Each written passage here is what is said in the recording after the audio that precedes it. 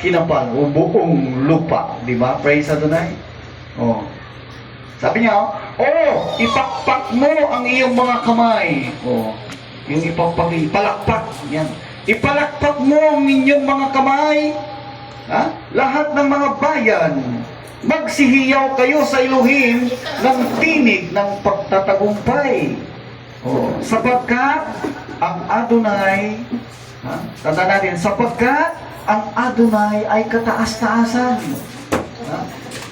Kakila-kilabot.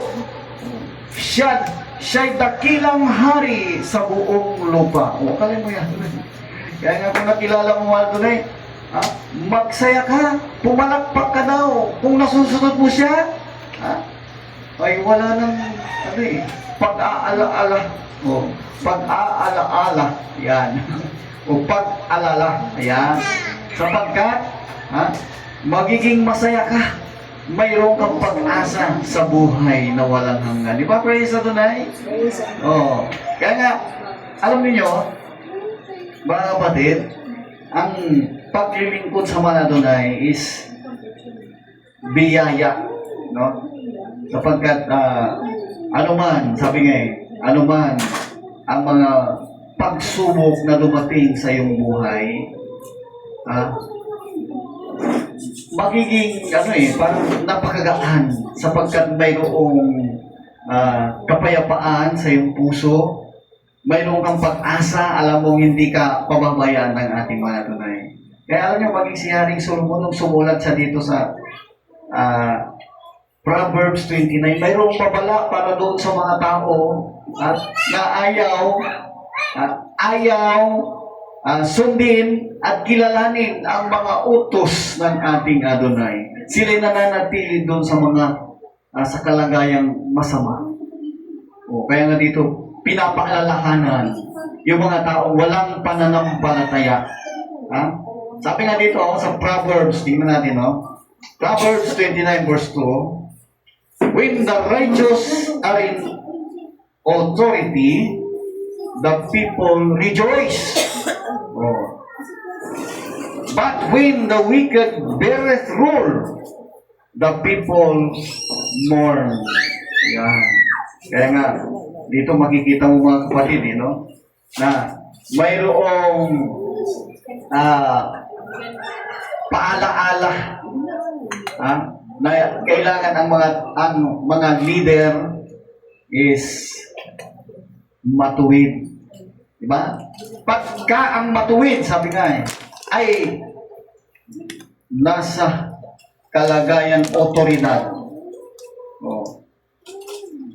Sabi nito, ang bayan ay nagagalak. Diba? Kung yung mga nasa gobyerno o leader is matuwid, sabi nga, ang bayan ay dumadami. At ang bayan ay nagagalak.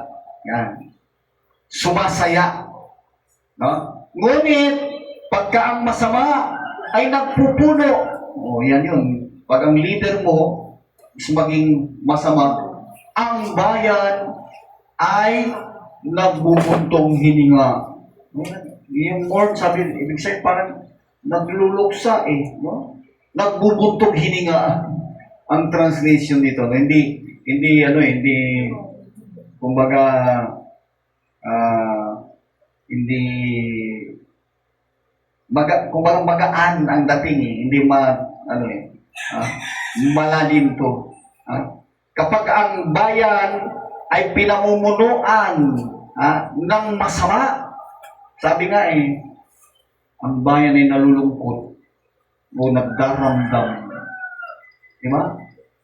Dahil ito dapat makita ng mga pinuno o mga leader, lalo na itong katatapos na eleksyon, kailan pa sila magsisimula na magtatrabaho? Itong June. Kaya nga, welcome sa mga bagong leader, mga gagamitin ng Elohim para maayos ang ating bansa. Pero hindi maiwasan dyan may gagamitin ng dyablo para nakawan ng bansa. Kaya sana Yan yung lumalakad ng masama, nawa baguhin ng mahal na Elohim. Di ba? Praise sa Adonai, yan ang ating panalangin.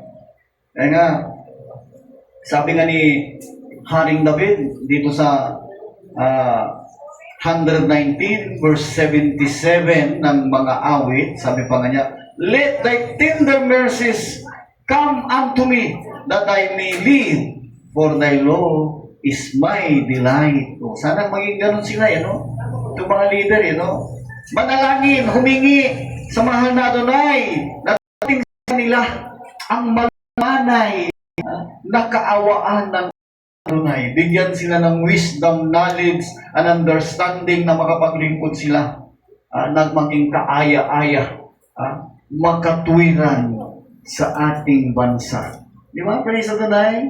O, sa Tagalog nga si Tart, pakibasa nga 119:77. Dumating na ba sa akin ang iyong malmanay na kaawaan upang ako'y mabuhay? Oh, hallelujah. Sapagkat ang kautusan mo'y aking kaaliwan. Maaaliw ang tao na susunod doon sa utos ng ating Adonai. Di ba? Dumating nawa sa akin ang iyong malumanay na kaawaan. Alam niyo, nadadamay ang bansa kapag ang leader is magiging masama. Sa halip na pagpapalain ng bansa, sasalutin, ng baha, sunog, lindol, bagyo, at kung ano-ano pang salot ang darating kapag ang leader ay gumagawa ng kasamaan. Kaya na hindi maiwasan mga minamahal ko na nagkakaroon ng kaguluhan. Sapagkat kapag nagkaroon ng kagutom, anong mangyayari? Mauuso na yung nakawan, mga illegal na gawain. Kaya nga, hinihiling natin at ipinapanalangin natin ng buong puso sa ating mahal na Adonai na mabago ang ating takbo ng buhay na yung mga leader na itinalaga ay talaga magpagamit sila sa mahal na Adonai, magkaroon sila ng takot sa mahal na Adonai at sumunod sila sa utos at palatuntunan ng ating mahal na Adonai. Sabi nga, huwag kang basta na lamang gagawa ng isang bagay na hindi mo iniisip ang magiging bunga o parusak ng ating Adonai. Diba? Praise Adonai. Kaya nga dito, pinagpapasalamat natin sa mga Adonai sapagkat mayroong mga tao na ginagamit ng mahal na Adonai upang sila naman ay paalalahanan. Di ba? Tayo nagpapasalamat sa mga Adonai sapagkat mayroong isang kongresista dyan na isang leader din ng relihiyon ng Christians at nagpapahayag ng katwiran upang ang mga leader is maantig ang kanilang mga damdamin. Kaya nga sana dumami pa ang bilang ng mga ganyang magpapahayag ng salita ng ating Adonai dyan sa Kongreso o Senado o sa amang party ng ating gobyerno upang tunay nga na magkaroon ng pagbabago ang takbo ng pamamahala dito sa ating bansa. Praise Adonai. Kaya nga sabi nga dito, isinulat pa ni Haring David dito sa Salmo, mga minamahal ko. Sabi niya, mabuti na sa aki na ako'y mapighati upang aking matutuhan ang mga ganun, mga minamahal ko yung para ikaw ay matuto ng palatuntunan ng ating Adonai, ay mas masarap pa o mas magaling pa na ikaw ay dumanas ng kapighatian o kahirapan. Di ba? Praise Adonai. Isa yung ikaw ay, alam mo yung, tagapagmana ka ng kayamanan na hindi mo nalalaman ang kautusan, hindi mo pinapansin na dahil sa karangyaan, no? Kaya dito ipinaalaala at isinulat ni Haring David itong nasulat sa 119 verse 71 ng Salmo. Sabi niya dito, it is good for me that I have been afflicted, that I might learn thy statutes, sabi niya. The law of thy mouth is bitter unto me than thousands of gold and silver. O, paano mo yan? Kaya nga, ang ano dyan mga minamahal ko, kung ikaw ay sinilang na mayroong sinasabing kutsarang ginto, ano niyo ba yun? Yung ikaw ay mayaman, inborn, hindi pala, hindi pala basta-basta makasunod sa ating mahal na Adonai. Diba? Mas mainam pa yung isinilang na palang mahirap at makita mo agad ang mga utos at palatuntunan ng ating Adonai. Sabi nga dito, sa wikang Tagalog, para malinaw, mga minamahal ko. Sabi niya, mabuti sa akin na ako'y napighati upang aking matutuhan ang mga palatuntunan mo. Sabi niya, ang kautusan ng iyong bibig ay lalong mabuti sa akin kaysa libong ginto at pilak. Alam mo yan? Kaya nga mga minamahal, maging maging masaya o galak tayo na galing tayo sa kahirapan sapagkat natutuhan nating magsaliksik. Natutunan nating hanapin ang tunay na kaligayahan, ang tunay na kagalakan, ang tunay na kasaganaan. Kung hindi man dito sa lupa o sa mundong ibabaw, ito pala ay nandun sa langit. Di ba? Pag naglingkod ka sa ating mahal Adonai, magiging galak ka pala. Ang kapalit, sabi nga, walang katumbas. Na kagalakan dito, kapag tinanggap mo ang mahal Adonai, yung kagalakan na tatanggapin mo sa kalangitan, walang katumbas, mga minamahal ko. Kaya pagsikapan natin yun, huwag nating baliwalain ang mga salita ng ating Adonai. Nasa pagka pinahintulutan mo ang kaaway na siyang maghari sa iyo, siyang susundin mo, at ikaw ay patuloy na nagkakasala at kamatayan mo, hindi ka nagsisi. Nakakalungkot mga minamahal ko. Bakit? Ano bang kaparusahan kapag ikaw ay namatay na may kasalanan? Sabi nga dito sa Romans 6:23, tingnan natin mo. The wages of sin is death, but the gift of Elohim is eternal life through Yeshua HaMashiach, our Adonai. O, liwanag yan, mga minamahal ko. Basa nga si tayo. Sapagkat ang kabayaran ng kasalanan, sabi niya, tuloy mo. Sapagkat ang kabayaran ng kasalanan ay kamatayan. Yan. Tatakbak ang kaloob ng walang bayad ng Elohim ay buhay na walang hanggan kay Yeshua HaMashiach na Adonai natin. Ayan, napakasarap mga minamahal. Kapag ka nakilala mo ang ating Adonai Yeshua, na siyang ating Adonai na pinaglilingkuran, sinusunod, at ang kanyang utos ay laging nasa iyong puso at nasa iyong isipan, mayroon ka palang buhay na walang hanggan. Subalit doon sa mga tao na binaliwala nila ang salita ng ating Adonai, mayroon palang kaparusahan, kamatayan. Ito hindi kamatayan lamang na pag namatay ka, tapos na. Ganun ang akala ng iba, no? Sa hindi pagbabasa at hindi pag-aaral ng salita ng Elohim, kapag dinatnang ka ng mabigat na problema, anong ginagawa ng iba? Nagpapakamatay. Siguro, nakarating na sa inyong kaalaman yung isang buhay ng isang ina na ito ay mayroong 3 anak. No?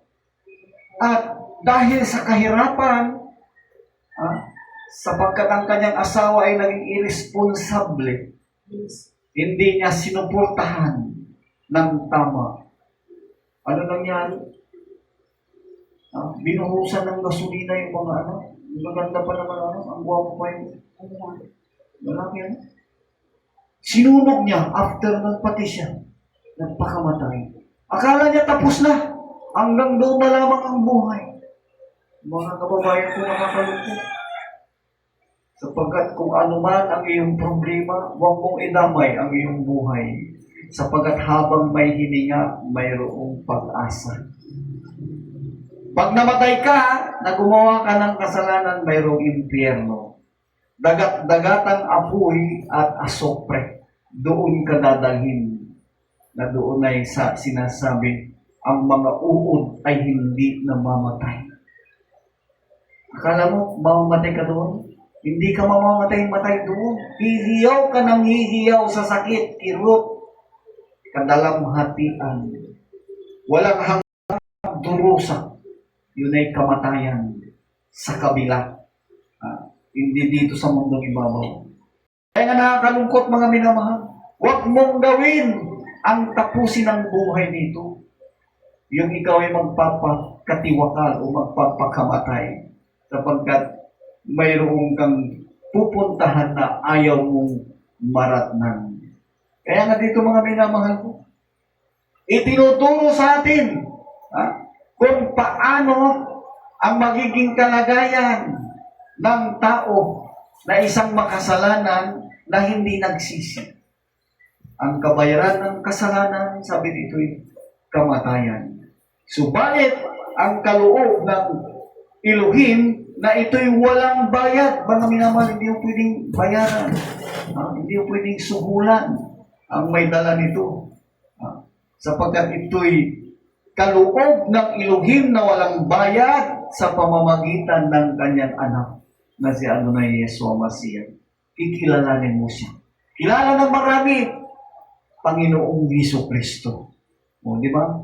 Kaya nga, mga minamahal ko, kailangan tayo ay magsikap para tayo ay magkaroon ng tunay na kaligtasan. Ang ating Adonai Yeshua Mashiach bukas ang kanyang kamay. Hinihintay niya ang paglapit ng bawat isa. Mahal tayo ng Elohim. Sabi nga, for Elohim so loved the world that He gave His only begotten Son, that whosoever believeth on Him should not perish, but have everlasting life. Yan ang nais na mahal na Elohim. Ganyan tayo iniibig. Ano man ang nagiging kasalanan mo, ano man ang mga nagawa mo, kung taos-puso kang magsisisi, lalapit ka sa ating Adonai Yeshua, susundin mo ang kanyang palatuntunan, mayroon ka palang pag-asa sa buhay na walang hanggan. Di ba? Praise Adonai. Parapakan natin ang mga Adonai. Oh, hallelujah. Kaya nga dito may sinabi sa Romans, hindi nyo ba nalalaman, mga kapatid, na napakahalaga, malaman mo ang kautusan. Know you not, brethren, sabi dito, Romans chapter 7, verse 1, for I speak to them that know the law, how that the law hath dominion over a man as long as he liveth. Kaya mo yan? Praise Adonai. Hanggat ikaw ay nabubuhay, kailangan may susundin kang utos. Praise Adonai. Mabasa si Tak. Hindi ba ninyo nalalaman, mga kapatid, sapagkat nagsasalita ako sa mga taong nakakaalam ng kautusan. Yeah. Na ang kautusan ay naghahari sa tao samantalang siya ay mabubuhay. Ang kautusan ay naghahari sa mga tao. Ibig sabihin, umiiral. Hindi ito mababaliwala. Kaya huwag kayong maniwala doon sa mga tao na sinasabi nila, yung mga kautusan yan, sa mga Israelita lang yan. Hindi po totoo yun, mga minamahal. Hanggang nabubuhay ka, may kautusan na umiiral. Ito'y binago ng tao, balikan mo. Ano ba ang original na utos? Kaya nga, lungkot mga kapatid kapag ka nadaya ka ng mga nagtuturo, nasasabihin sa'yo, wala na yung 10 utos. Tapos na yan sa mga Israelita. Mga kapatid, yan ay umiiral hanggang ngayon. Hanggat ang tao ay nabubuhay, ang kautusan ay umiiral. Dapat sundin. Di ba? Praise the Lord. Kaya nga nasulat yan sa bato. Bakit? Sa bato'y sinulat. At ang sumulat yan, ang finger of the Elohim. Daliri daw ng Elohim ang sumulat. Oh. Yung isinulat na palatuntunan at utos sa pamamagitan ni Moises, ito'y mayroong pagkalipas. Pero yung isinulat ng kamay ng Elohim sa bato, walang pagkalipas.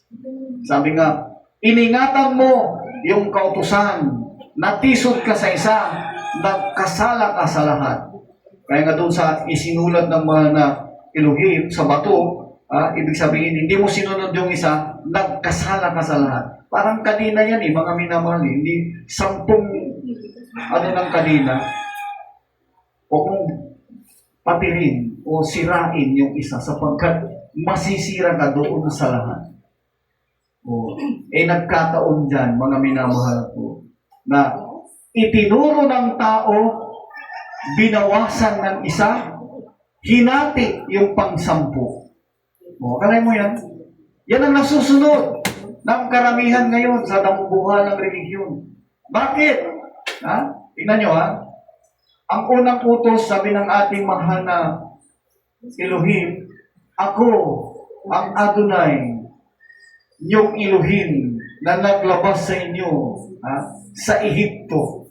I am the Adonai, thy Elohim. Basahin natin para ito'y inyong marinig na nanggaling sa Biblia lamang, hindi sa bibig ng inyong lingkod. No? Ito'y salita ng Elohim na kung saan nasulat sa bato. Kikilalanin mo siya. Sabi niya, I am the Adonai, the Elohim. Sabi niya, which have brought thee out of the land of Egypt, out of the house of bondage. Thou shalt have no other Elohim before me. Yan ang number 1 na utos, mga minamahal ko. Nasa Exodus tayo, chapter 20, verse 2 and 3. Wala ka daw ibang kikilalaning Diyos o God or Elohim maliban sa Kanya. Sino ba yun? Yung naglabas sa mga Israelita mula sa pagkaalipin doon sa bansang Egypt. Isang Elohim lang yun.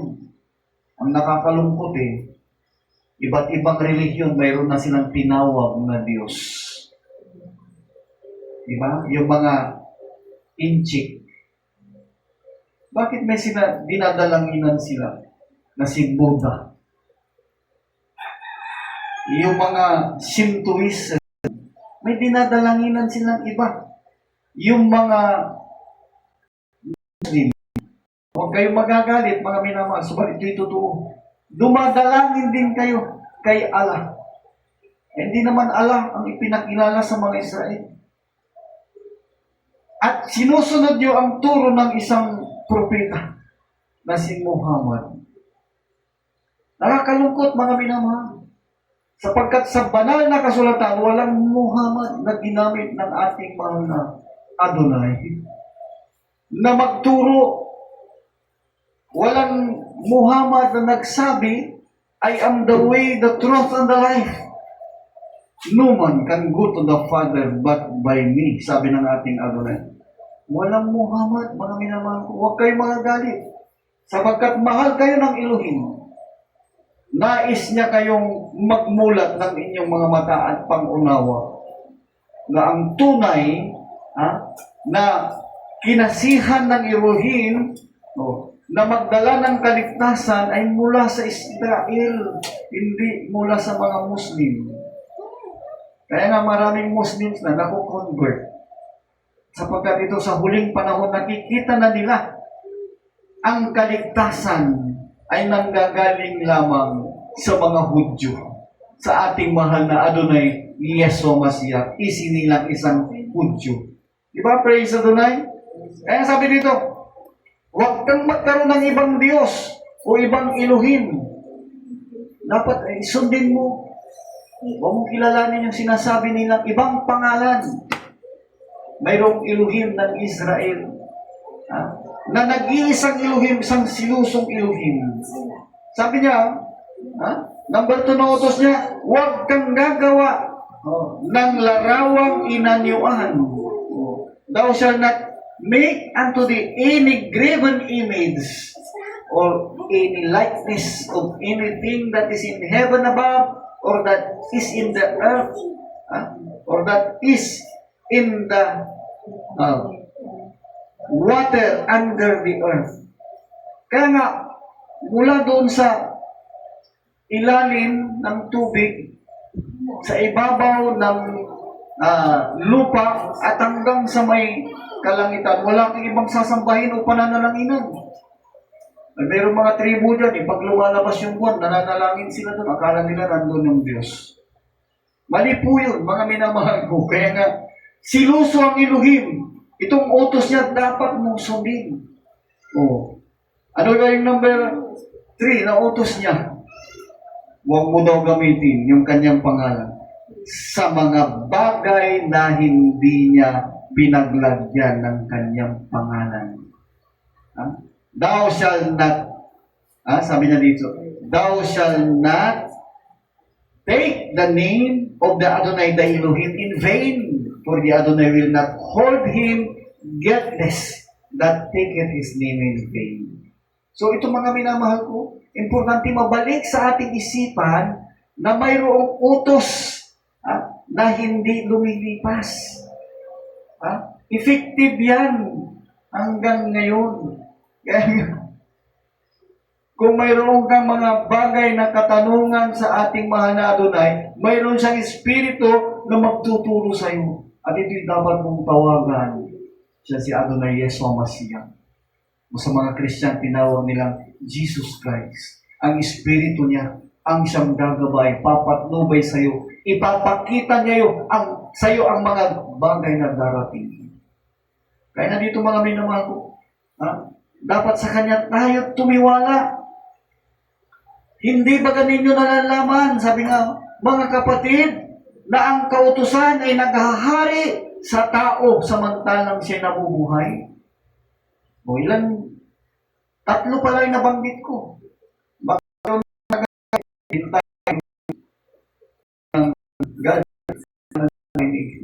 yung sasabihin ko. Yung number 4 na utos, remember the Sabbath day to keep it holy. Banal ang ikapitong araw na ito tinawag na Sabbath. Baka yung iba dyan, turili na yung tayo na bingin-bingi na. Sapagkat Sunday ang gawain nila. Utos ito ng ating mga doon, hindi mo dapat katitisuran. Sapagkat pag natisod ka, ang sinusunod mo pagka Sunday keeping ka, si Emperor Constantine. Yan ay 321 AD nung kanyang i-impose ang batas na sa unang araw ng Sanlinggo, which is the Sunday. Ito yung araw ng pagsamba. Kinontra niya ang sinabi ng mahal na Elohim na ikapitong araw. Kaya nga, ipapasalamat tayo sa mga Adonai na unawaan natin ang nais ipaalam ng ating Adonai sa bawat isa sa atin. Mahal niya tayo, pakatanda natin. Iniibig tayo ng mahal na Adonai, ayaw niya tayong mapahamak. Bagamat nakikita mo, sagana ang buhay mo, lahat ng nais mo, sa iyong paniniwala is nasusunod, natatanggap mo dahil sa isa kang mananampalataya, abay mag-ingat ka sapagkat ang dyablo nagbibigay din ng biyaya. Kung lumalakad ka pa against doon sa utos ng ating Adonai, maski na pinagpapala ka, magsaliksik ka pa. Baka naligaw ka na, pikit na ang iyong mata. Ganyan ang kalagayan ng karamihan, mga minamahal ko. Kaya nga, karamihan ay kumukontra sa mga Israelites. Ayaw nilang sundin ang ipinahayag ng ating mahal na Elohim sa mga Hudyo. Kaya nga sabi ni Adonai Yeshua Mashiach, Nalalaman namin ang aming sinasamba. Hindi ninyo nalalaman ang inyong sinasamba sapagkat ang kaligtasan, sabi niya, ay nagmumula sa mga Hudyo. O dapat alamin pala natin yun. Ano ba yung tinuro ni Adonai Yeso na galing sa mga Hudyo? Kaya nga mga minamahal ko, hindi sinira ng ating Adonai yung 10 Commandments. Pagkatandaan natin. Kaya nga dito, lagi nating ipinapahayag para doon sa mga baguhan na makakapakinig na mayroong kahalagahan ang pagsunod sa utos ng Adonai sapagkat ito'y magbibigay sa atin ng pag-asa sa buhay na walang hanggan. Lalo na ang pagkakilala sa ating Adonai Yeso Masiya na siya yung sinugo ng mahal na Elohim. Di ba? O kaya na kung tingnan natin yung sinabi nga niya doon sa 6:23, kung aking babalikan, sabi niya, sapagkat ang kabayaran ng kasalanan ay kamatayan, datapot ang kaloob ng walang bayad ng Elohim ay buhay na walang hanggan kay Yeshua HaMashiach na Adonai natin. Sabi. Kaya kikilalanin mo si Adonai Yeso. Pag tignan mo doon sa John 17, verse 2 hanggang 3, sabi nga ni Adonai Yeso HaMashiach, as thou hast given him power over all flesh. Kaya pala ibinigay pala ng Elohim kay Adonai Yeso Masiya ang kapangyarihan sa lahat ng laman. O kaya nga, dapat kikilalanin natin siya, mga minamahal ko. That He should give eternal life to as many as thou hast given Him. O pala mo yan. And this is life eternal. Tingnan mo liwanag to sa 17:3. This is life eternal, that they might know thee, the only true Elohim, sabi niya doon sa Ama, ang Yeshua HaMashiach, whom thou hast sent. Tara mo yan? Nagsasalita siya. Kinakausap niya ang Ama. At ganito ang sinabi niya. Sabi ng Tagalog, sinabi, gaya ng ibinigay mo sa Kanya ang kapamahalaan sa lahat ng laman, upang bigyan niya ng buhay na walang hanggan ang lahat ng ibinigay mo sa Kanya. Yes. At ito ang buhay na walang hanggan, na ikaw ay makilala nila na iisang Elohim na tunay, at si Yeshua HaMashiach na iyong sinugo. Ayan, mga minamahal. Ito hindi matanggap nung nagsasabi na mayroong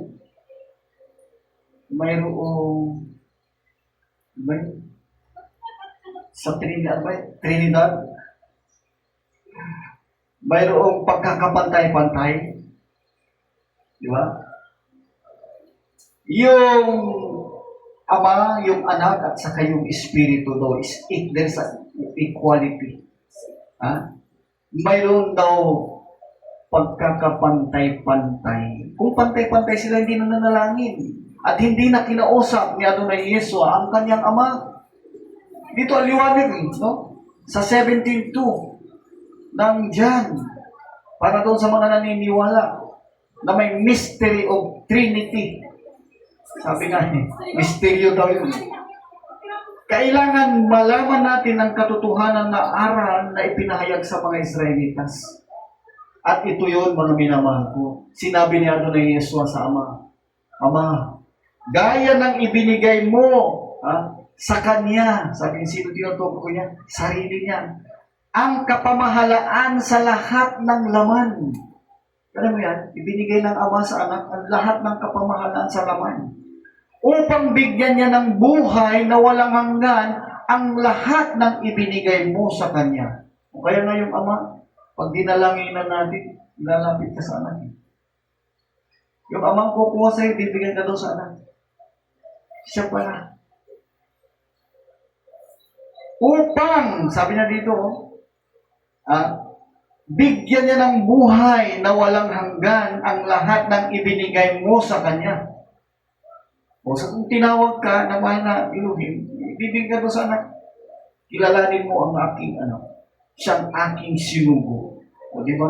Kaya kung walang tinuro ng ating Adonai Yeshua, susundin pala natin sapagkat yun daw ang buhay na walang hanggan. At kikilalanin natin yung Kanyang Ama. Di ba? Sabi nga, this is eternal life mo. Ito ang buhay na walang hanggan na ikaw. Sino yon? ang Elohim, ay makilala nila na iisang Elohim na tunay. Kung Elohim na tunay yung Ama, yung anak pala, kasangkapan ng Ama, ito yung bugtong niyang anak.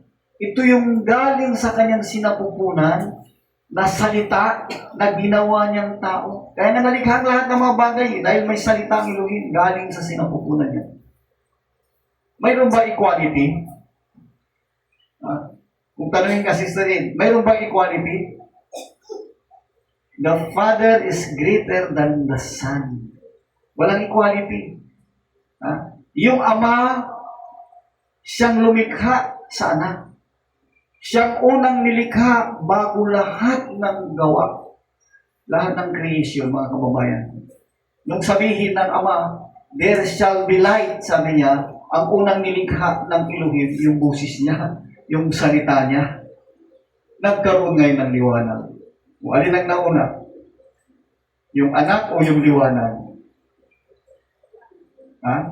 Yung anak. Yun ang nauna. There shall be light, sabi niya. O nagkaroon ng liwanag. Nilikha mo na yung boses, yung salita. Saka nagkaroon ng liwanag. Yung salitang iyon, yun yung nilikha niya, ginawa niyang tao. Pinasok kay Maria. O sana nakuha natin yan, mga kababayan ko. Kaya nga, dito, walang equality sapagkat hanggat ang Elohim ay nagsabi na siya'y walang pinagsimulan at wala siyang katapusan, hindi siya kagaya ng anak na may simula. Nagsimula siya sa creation. Diba? At mayroon din siyang katapusan. Nandun sa 1 Corinthians chapter 15, yung kanyang katapusan. Ibabalik na niya sa Ama ang lahat ng mga bagay. Diba? Yun ang katapusan ng anak. Kaya nga dito mga minamahal ko, sabi nga, upang bigyan ng anak, ang lahat niyang nais bigyan ng buhay na walang hanggan, kailangan kilalanin mo ang kanyang Ama. Na siyang nag-iisang Elohim na tunay. At, sabi nga dito, si Yeshua Mashiach, binanggit niya yung pangalan niya, na iyong sinugo. Ano mo yan? Itong talatang ito, napakaliwanag. Hindi ipinapaliwanag ng iba. Kaya nga, dahil sa ibinigay sa ating Adonai Yesu ang kapamahalaan, kailangan maglilingkod ka sa Kanya.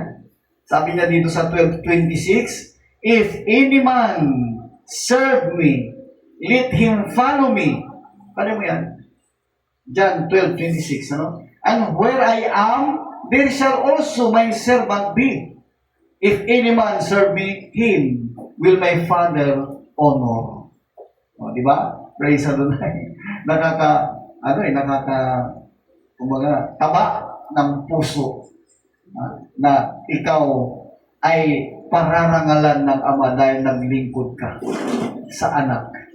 Diba? Praise Adonai. Sige, basa mo. Kung ang sino mang tao ay naglilingkod sa akin, yes, ay sumunod sa akin. Oh. At kung saan ako naroroon, ay doon ang lingkod ko. Oh. Kung ang sino mang tao ay maglilingkod sa akin, ay siya'y pararangalan ng Ama. Praise Adonai. Kaya nga, dito mga minamahal ko, makikita natin talaga ang kabutihan ng Elohim na ibinigay ang kanyang anak upang maging halimbawa sa atin, susundin natin ang kanyang katuruan, paglingkuran natin siya, at sa ating paglilingkod sa kanya, napapalugdan natin ang Ama. Diba? Praise Adonai. Palapakan nga natin mga Adonai. Hallelujah. Hindi ka pala pwedeng dumiretso sa Ama nang hindi mo kinilala ang ating Adonai. Kaya nga karamihan Christians, kinikilala nila tuloy na ang Panginoong Hesus o Lord Jesus Christ, siya na rin yung Diyos. Mayroon dyan mga napakaraming miyembro. Siya na yung tinatawag nilang Ama. Diba? Kaya nga, para bang ipinapantay nila sa ating mahal na Elohim. Samantalang sabi ng ating mahal na Adonai dito sa Philippians, kung ating unawain na ang ating Adonai na sa kanyang kalagayan ay kawangis niya. Ha? Katulad niya ang ating mahal na Elohim, subalit hindi niya itinuro na para bang ipapantay mo siya sa mahal na Elohim.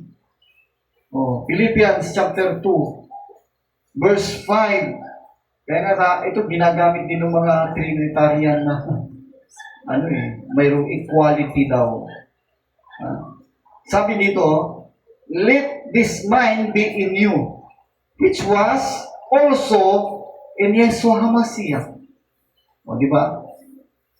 Who being in the form of Elohim, ang liwaliwanan yan He is in the form of Elohim, thought it not robbery to be equal with Elohim.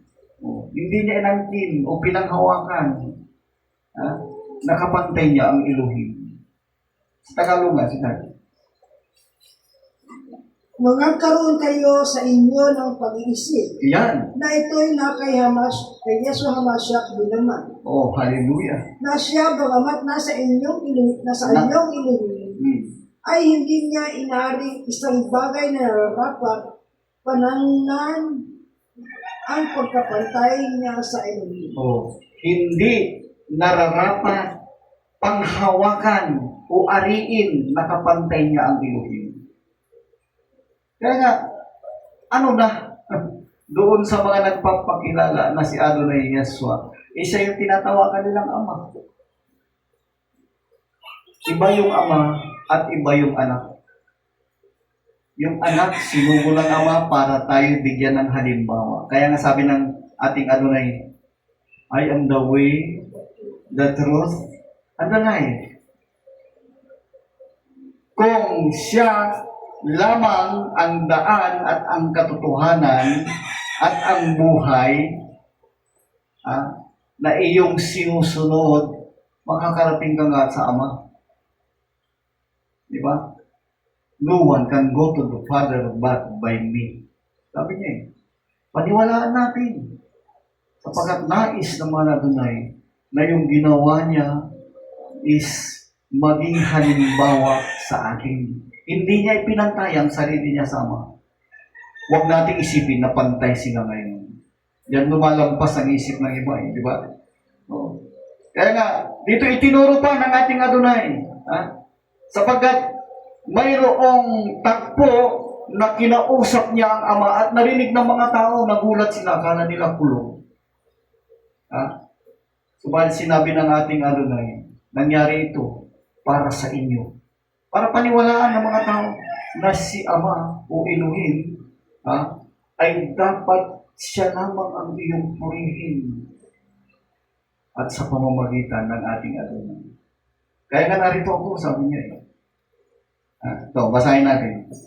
Chapter 12, verse 27 hanggang 30 ng John. Sabi niya Adonai Yeshua HaMashiach, now is my soul troubled. And what shall I say? Father, save me from this hour. But for this cause came I unto this earth. Father, glorify thy name. Then came there a voice from heaven. Kaya mo yan, habang nananalig, Ama, luwalhatiin ka. Biglang sumagot yung Ama nasa langit.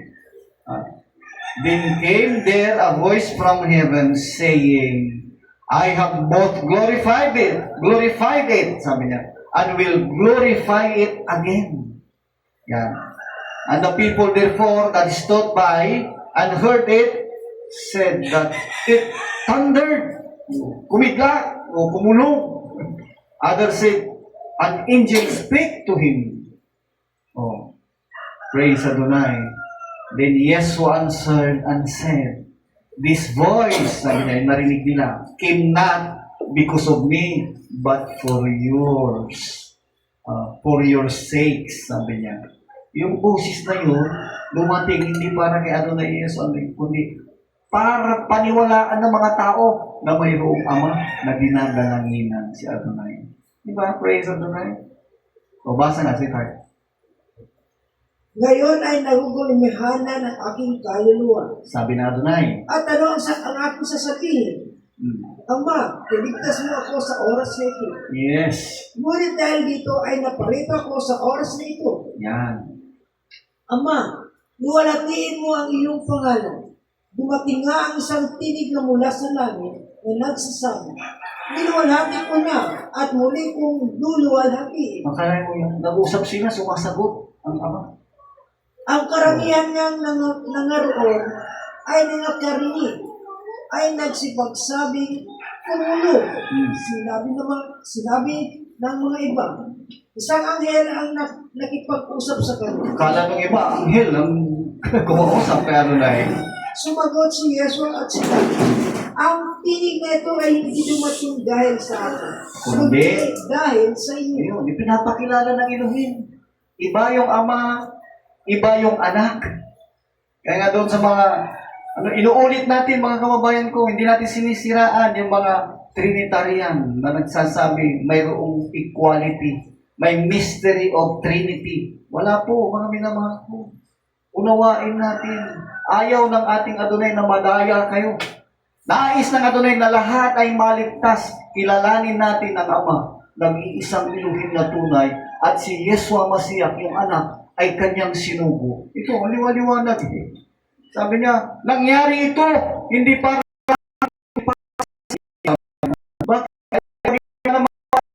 na mayroong ama.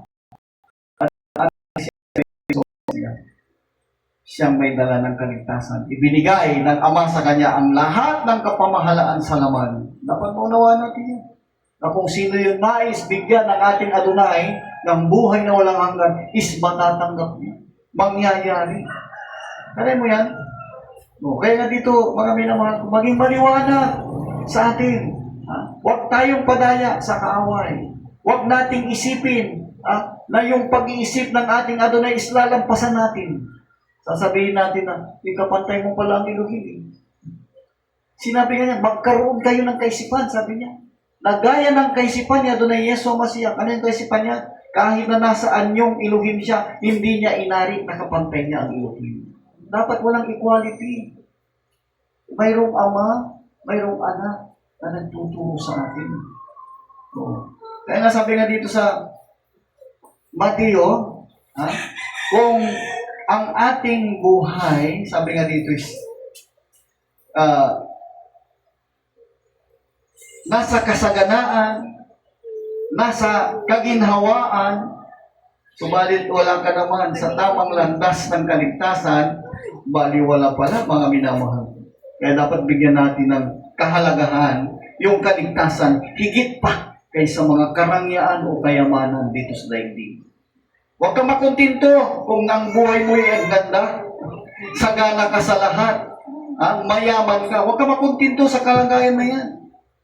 Sapagkat sinasabi nga, walang, sabi niya, ano ang ibibigay ng tao na katumbas sa kanyang buhay? Wala kang maibibigay na maging katumbas ng iyong buhay. Hindi mo pwedeng bilhin o bayaran para kayo maligtas.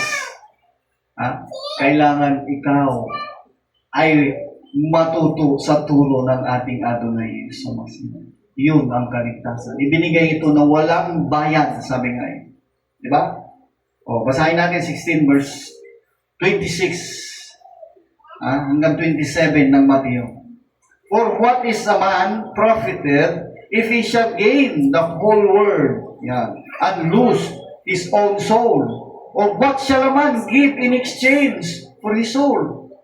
For the Son of Man shall come in the glory of his Father with his angels, and then he shall reward every man according to his works. Yan. Praise Adonai. Basa nga. Sapagkat ano ang pakikinabangin ng tao? Yes. Kung makamtan niya ang buong sanglibutan at mawawalan siya ng kanyang buhay. Hallelujah. O ano ang ibibigay ng tao na katumpas sa kanyang buhay? Yan. sapagkat ang anak ng tao ay pariritong nasa kaluwalhatian ng kanyang ama, na kasama ang kanyang mga anghel, at kung magkagayoy bibigyan ng bawat tao ayon sa kanyang mga gawa. Bibigyan ang tao ayon sa kanyang gawa. Kaya kung pagkakilala mo sa ating mahal na Adonai is hindi ayon sa itinuro ng ating Adonai, hindi ayon sa gawa, lumampas ka o kaya nagkulang ka, mayroong hatol, may reward naman doon sa mga sumunod at kumilala sa mga turo ng ating Adonai. Praise Adonai, kaya na mahalaga mga minamahal. Huwag mong sabihin na dahil sa pinagpapala ka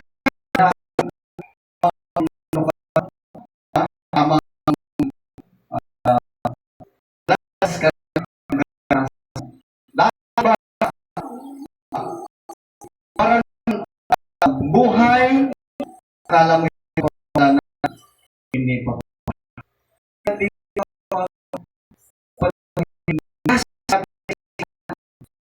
Tingnan ang isang kanya nagmamali.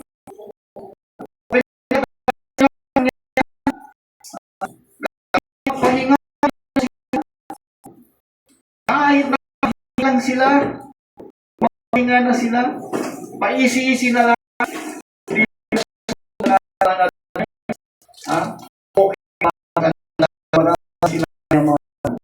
Di po buhay, kailangan sundin niya ang utos ng ating Ama.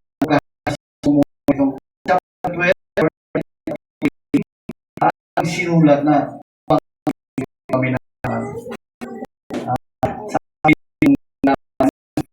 I will say to my soul,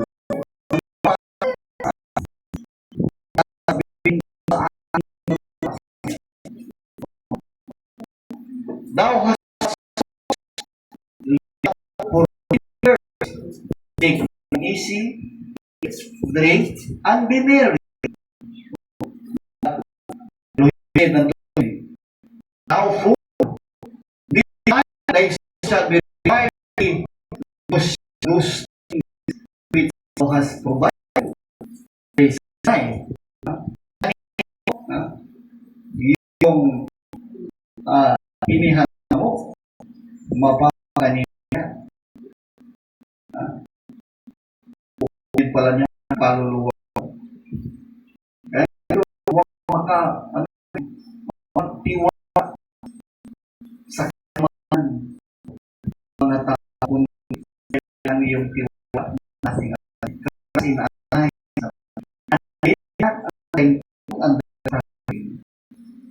all thy ways acknowledge him, shall thy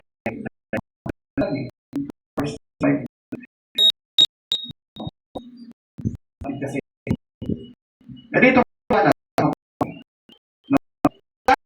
ko sa kawa, mali ka ng pag-aaral nakakain,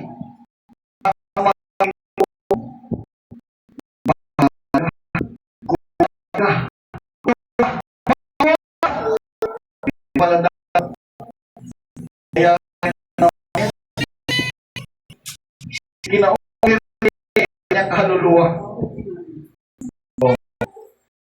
Pagkat sa gabi yung sama ng him sa kanya, dapat si kanya ikaw mali yung hali, ibig sabihin mali. Sabi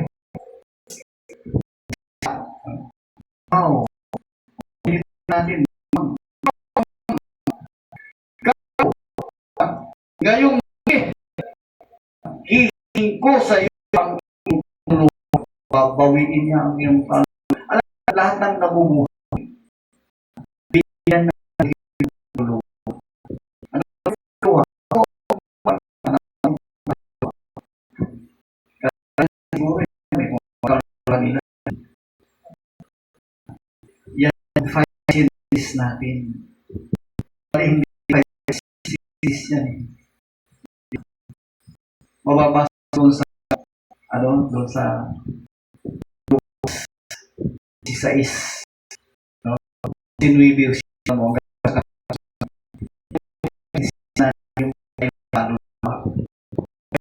paningin, mayroon kang pandinig, mayroon kang pamoy, panlasa, pakiramdam, kayong sa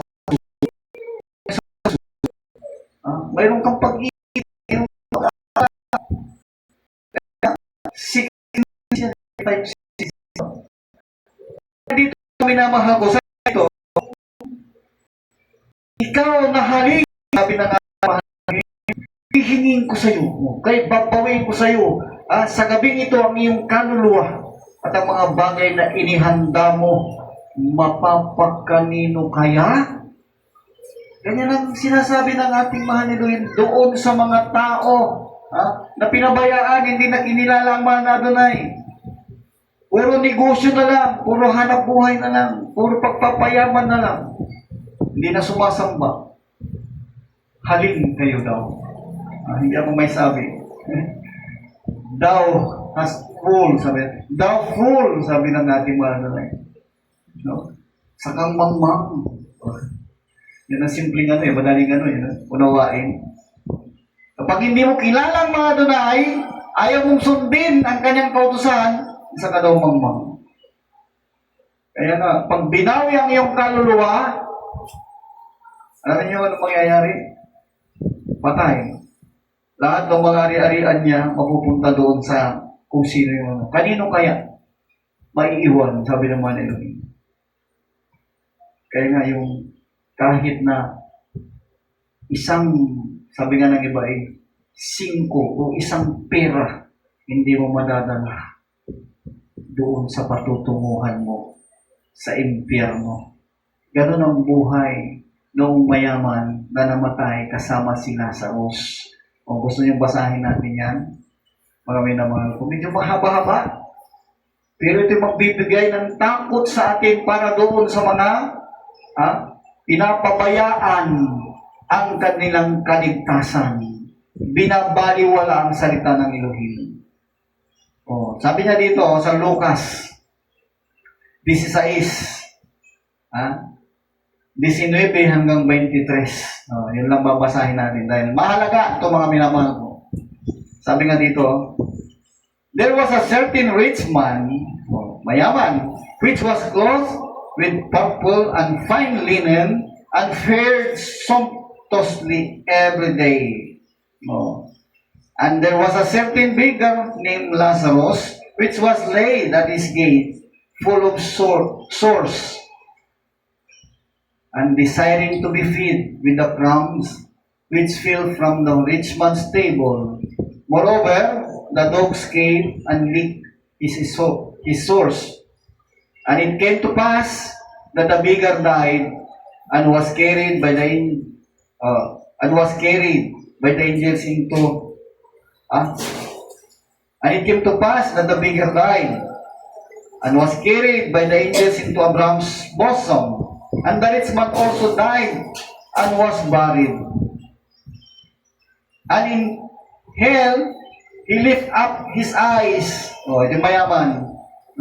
Nasa hell.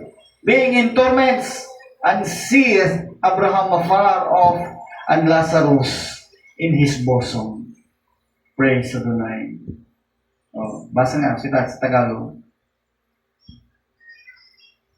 Mayroon nga isang taong mayaman, at siya'y nagdadamit ng kulay ube at masalang lino, at sa araw-araw ay kumakain ng sagana. Araw-araw kumakain ng sagana. At isang pulubi ng pangalan ay Lazaro, lipos ng mga sugat ay inilalagay sa kanyang pintuan.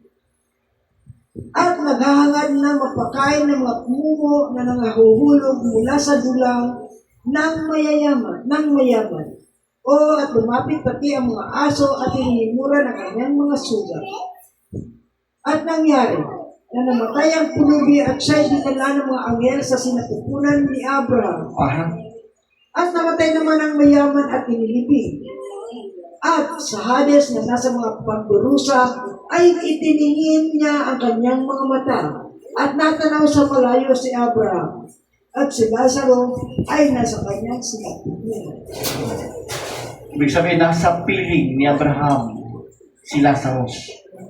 Samantalang itong mayaman, nung namatay, nandun sa pagdurusa, mainit, dakong hindi katanggap-tanggap sa mga taong sanay sa aircon. Di ba? It's that. Kung ikaw ay laging nainitan, kahit anong mahal ng aircon, na split, sabi nga, hindi window type. Kasi mayaman eh. Mga apo kayo. Bili agad. Subalit mas mainit doon sa impyerno. Kaya dito, dapat nasa isip natin yan eh. No? Kapag hindi mo kinikilala, hindi mo sinusunod, hindi mo binibigyan ng pansin ang salita ng ating mahal na Elohim, hindi mo nasunod ang halimbawang ginawa ni Adonai Yeshua Mashiach, mayroon palang impyerno. Pupuntahan ng mga tao na naging pasaway. Ayaw sumunod. Ganun buhay mayaman. Ito'y nagdurusa. Ito yung sinasabi mga minamahal na dako na ayaw puntahan ng mga tao sapagkat napakainit. Okay nga, kung isipin natin mga minamahal ko, mapalad ang mga tao na sumusunod kagaya ni Lazarus na kahit na anong hirap, akala mo, kung titignan mo yung buhay ni Lazarus, siya ay naghahangad na makakain ng mga tira-tira. Alam mo yung mumu, yan yung kumbaga sa pagpag sa mga wika natin ngayon. Yung mga mahihirap na nangunguha ng mga basura na nanggaling doon sa mga sikat na mga kainan. Pagpag ang tawag nila doon. Yun ay kanilang nire-recycle at kinakain. Yung iba niyang ginagawang negosyo, binibinta ulit. Niluluto, nililinis, niluluto. Mga tira-tira. Ganon ang buhay nitong si Lazaro. At hindi lang sa hirap na iyon, kundi sa paglipos ng mga sugat. Daming mga sugat siya. Kaya pag titignan ng mga tao, siguro kadirit, nilalayuan siya. Subalit ito mga minamahal ko, si Lazarus may iniingatan na hindi iniingatan ng mayaman. Ano yun? Yung pagsunod sa kautusan ng Elohim. Kahit na ganun kahirap ang buhay niya, nagpapatuloy siya kung paanong sinabi ng ating Adonai, huwag kalimutan ang pagkakatipon sapagkat araw ng Sabat pinagpapala ang mga nagtitipon. Hindi kinakaligtaan ni Lazarus. Mas kinadidirian siguro siya. Andun siya, nakikinig siya. Dumadalo siya. Ang utos na nanatili sa kanyang puso at sa kanyang isipan.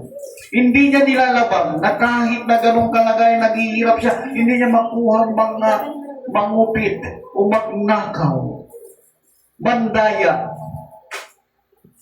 at kung ano-ano pa na masamang gawa. Hindi niya ginawa. Kaya nung namatay siya, binitbit siya ng mga anghel. Kaya mapapalad yung mga tao na anghel ang bumitbit. Sapagkat doon sa piling ni Abraham, dadalhin pala. Di ba? At doon naman sa mayaman na hindi kinilala ang utos na mahal Adonai, namatay din, siya nilibing. At nasumpungan na niya ang kanyang sarili nasa mainit na dako. At kung susundan mo ang naging buhay niya, mga kababayan ko, ay nakakalungkot Sapagkat, anong nangyari?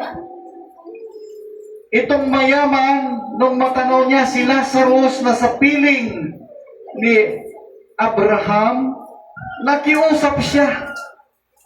Kaya ngayon yung kaluluwa, mga minamahal, nakakaramdam ng init. Nakakakita. Nakita niya si Abraham, ando sa piling niya, si Lazarus na sa piling niya, mga Abraham, nakakita. Nakakaramdam ng init at yung lasa na isa malasahan yung kinakain ni Lazarus doon o iniinom. Nandun sa piling ni Abraham. Anong sabi niya dito sa sa verse 24? Sumigaw yung mayaman at sinabi, Amang Abraham, maawa ka sa akin. Suguin mo si Lazaro upang itubog niya ang tubig, ang dulo ng kanyang daliri at palamigin ang aking dila sapagkat naghihirap ako sa alab na ito. Malay mo yan, nasusunog siya doon, ang init-init, nakikiusap siya. Sabi niya, yung dulo ng daliri daw ni Lazarus, lubog sa tubig at idikit sa kanyang mga dila. Sapagkat napakainit daw doon sa dakong kinalalagyan niya. Pinagbigyan ba siya ni Abraham? Hindi po. Bakit? Sapagkat mayroong bangin na hindi mo pwedeng tawirin in between ng dalawa mula doon sa paradise, sa kinalalagyan ni Lazaro, at doon sa impyerno. Walang makakatawid. Kaya sinabihan siya ni Abraham, anong sabi sa kanya? Alalahanin mo na ikaw ay tumanggap ng iyong mabubuting bagay sa iyong pamumuhay, yung karangyaan. Alalahanin mo, ikaw ay naging marangya, sabi ni Amang Abraham. At si Lazarus ay gayon ding paraan ay masasamang bagay, ibig sabihin kahirapan. Karangyaan doon sa isa, kahirapan naman kay Lazarus. Datapot ngayon ay inaaliw siya dito at ikaw naman sa kahirapan. Kaya niyo mga kaibigan ko. Bukod dito, sabi niya, may isang malaking banging nakalagay sa pagitan namin at ninyo upang ang mga mag-ibig tumawid buhat dito hanggang sa inyo ay hindi maaari. Gayon din, walang makakatawid mula dyan hanggang sa amin. Kaya mayroong pagitan, no?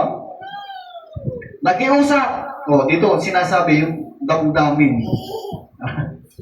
Mayroong pagkinig, narinig niya, nakilala niya, may paningin, may pakiramdam siya, may panlasa siya na nais niyang no? At yung pang-anim pa, pag-ibig niya doon sa mga kapatid niya. Naalaala niya yun. May nabubuhay pa ako 5 mga kapatid. Sabi niya, sinabi niya, ipinamamanhik ko nga sa iyo, Amang Abraham, nasuguin mo si Lazarus sa bahay ng aking ama. Palay mo, patay na si Lazarus, gusto niya buhayin. Suguin doon sa bahay ng ama. Bakit? Sapagkat ako'y may 5 kapatid na lalaki upang sa kanila'y patutuhanan niya. Baka pati sila'y magsiparito sa dakong ito ng pagdurusa. At alain mo yan, mga kababayan, kung may pagmamahal, pag-alala ng samaaning mangyari doon sa mga kapatid niya. 5 kapatid inaalala niya. Nabubuhay ng karangyaan. Pag namatay, pupunta rin daw doon sa dako na kinalalagyan ng mayaman. Kailangan pangaralan ni Lazarus. Yun ang pakiusap. Nangyari ba? Sinagot siya ni Amang Abraham. Anong sabi sa kanya? Hindi. Sabi niya. Sabi niya dito, nasa kanila, sabi ni Abraham, sinabi ni Abraham, nasa kanila si Moises at ang mga propeta. bayaan silang pakinggan nila. Noong time na yun, mga minamahal ko, matagal ng patay sila Moises at yung mga propeta. Bakit dito sa sinabi ni Adonai Yeso Masya, bayaan pakinggan sila? Ito yung mga sinulat. 5 books of Moses at yung mga sinulat ng mga propeta. Kaya ito yung pinag-aaralan natin, di ba? Bumabasa tayo ng Torah. At yung mga ibanghilyo. Dahil ito ang nais naman na Elohim upang magkaroon ng takot ang mga tao. Masunod nila ang utos ng Elohim at makamit nila yung kaligtasan. Kaya nga dito hindi nakamit nung mayaman dahil nga hindi siya nakinig. Marangyas na eh. Kaya mga kababayan ko, dapat bigyan natin ng pagkakataon ang ating mga sarili. Kung paanong marapat ang tao ay sumunod sa kautusan, hindi nagampanan ng mayaman kaya napunta siya doon sa dagat-dagatan o impyerno pala na sinasabi. At para tayo ay magkamit ng kaligtasan is napakalaga yung pakikinig. Kaya nga sabi nga, hayaan sila'y pakinggan nila. Si Moses at saka yung mga propeta, yung mga aral na isinulat nila, kailangan pakinggan. Kung hindi tayo makikinig, at babaliwalain natin ang kaligtasan, mapaparis lamang tayo doon sa mayaman. Kaya nga dito mga minamahal ko, patuloy at patuloy kami na nagpapahayag ng salita ng ating mahal na Adonai. Nagkaramihan dito, isinulat ni Moises, isinulat ng mga propeta, isinulat ng mga apostoles para tayo ay huwag magsisi pagdating ng panahon na tayo ay mawala dito sa lupa. Yung tayo mamatay. Na sinabi, namatay yung mayaman, namatay si Lazarus, namatay yung mga lingkod nung nauna, pero mayroong mga nasa langit na. At mayroon din nandun nagdurusa. Sabi nga dito sa Hebrews, ang tao kailangan alam niya na kapag namatay siya, hindi na siya pwedeng bumalik dito. Hindi pinahintulutan, hindi pinayagan si Lazarus na pabalikin. Kaya doon sa mga naniniwala na may reincarnation, hindi totoo yun, mga minamahal ko. Anong sinasabi dito sa banal na kasulatan?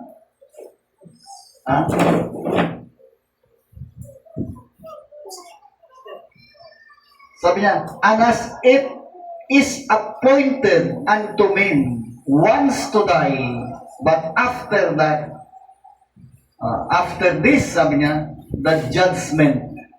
Ibig sabihin, kung paanong itinakda sa mga tao ang mamatay na minsan, pagkatapos nito ay ang paghuhukom.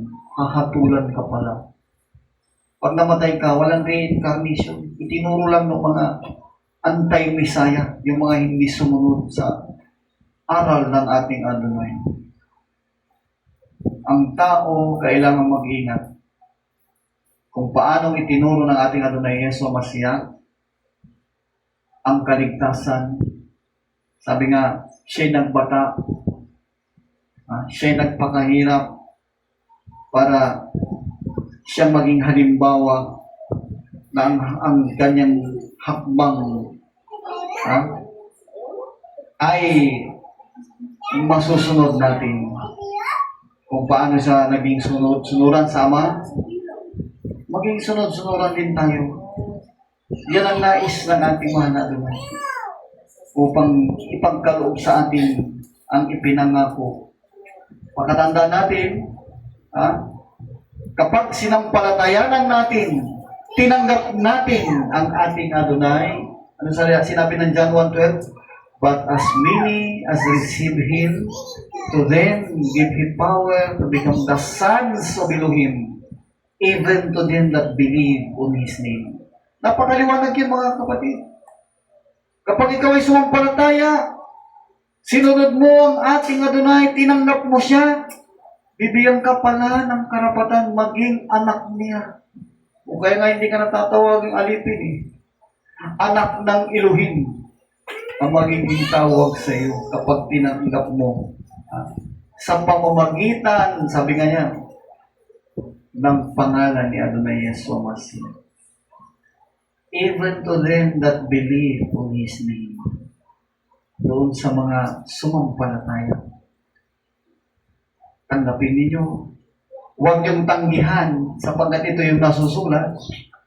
But as many as receive Him. Walang limit, mga minamahal. Mahal niya tayo, lahat tayo mahal ng ating mga Adonai. Susundin lamang natin siya. But as many as receive Him, to them give Him power to become the sons of Elohim. Nais mo ba na maging anak ng Elohim? Kapag hindi ka pala anak ng Elohim, hindi ka papasok sa kaharian. Maski anong gawin mong kabutihan, na hindi mo naman sinunod ang panatuntunan ni Adonai Yeshua Mashiach, hindi ka pala papasok sa kaharian.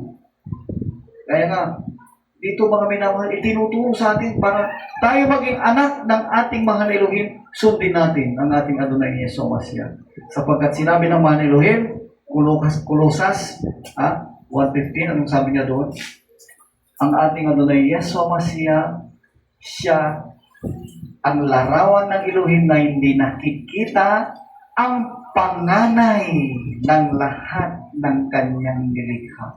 Ibig sabihin, pagka tinanggap kang anak ng ating Adonai, siya pala yung kuya mo. Adonai Yeshua, tatawagin mong kuya.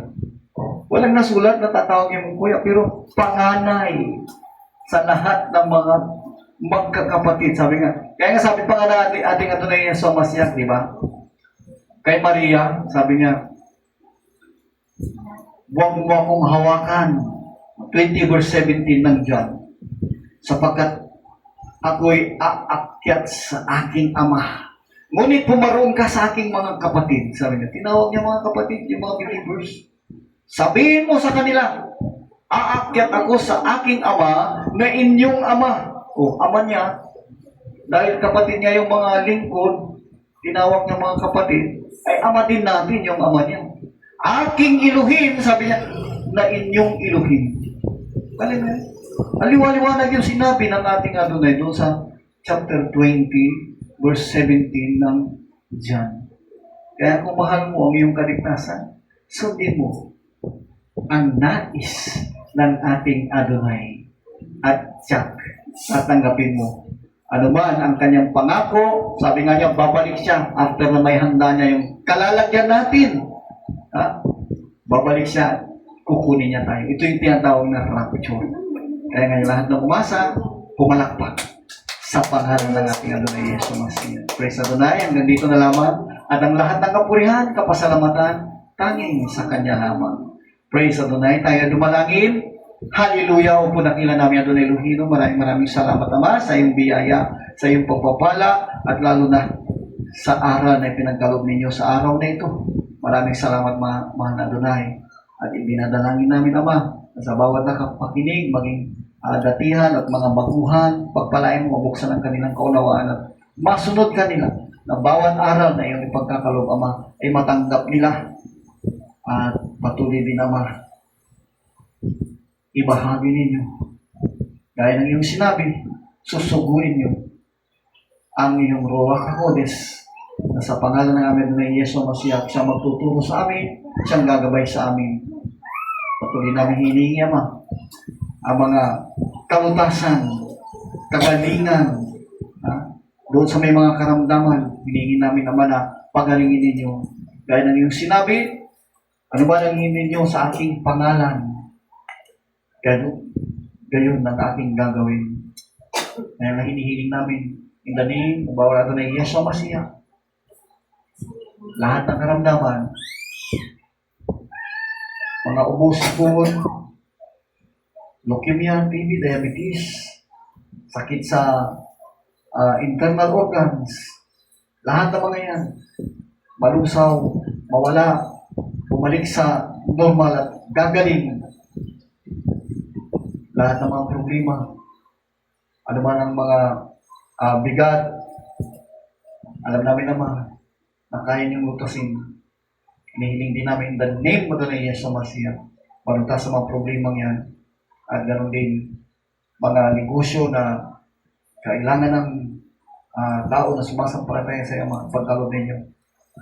In the name of the Lord Jesus Masiya. Ganoon din naman, ang aming bansa, hinihiling namin na magkaroon ng kapayapaan at lahat ng mga mauupo na gagamitin niyo sa gobyerno, maging matuwid sila. Dinadalangin yan namin in the name of the Lord Jesus Masiya. At maging sa bansang Israel, patuloy ang papaingatan ang bansang iyan, ng iyong bayan na sila ay makasunod sa iyo at doon sa mga hindi pa rin patanggap ang namin na tunay sa Masiya. Patuloy ang mahipuin sila at matanggap nila ang kanilang hinintay na Misaya is dumating na at muling babalik. Kaya ito'y aming lahat na hinihingi sa iyo, in the name of the Lord Jesus Masiya, pagpalain niyo po.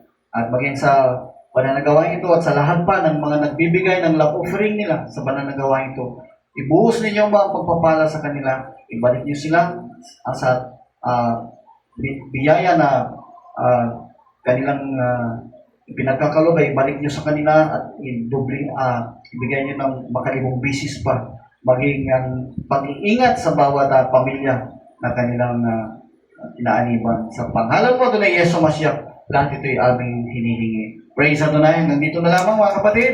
At sa lahat pa ng ating mga kababayan, abangan niyo po kami muli sa susunod na Sabat at pagpalain tayong lahat ng ating mahal Adonai. Mahal namin kayo, ngunit higit mahal tayo ng ating Adonai Elohim in the name of Adonai Yeso Masiya. Praise Adonai. Hanggang sa muli, praise Adonai.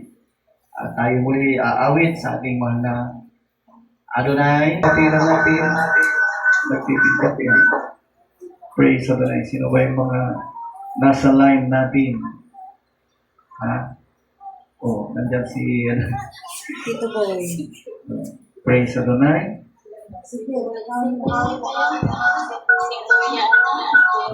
Hinaan mo yung mic siguro. Praise Adonai.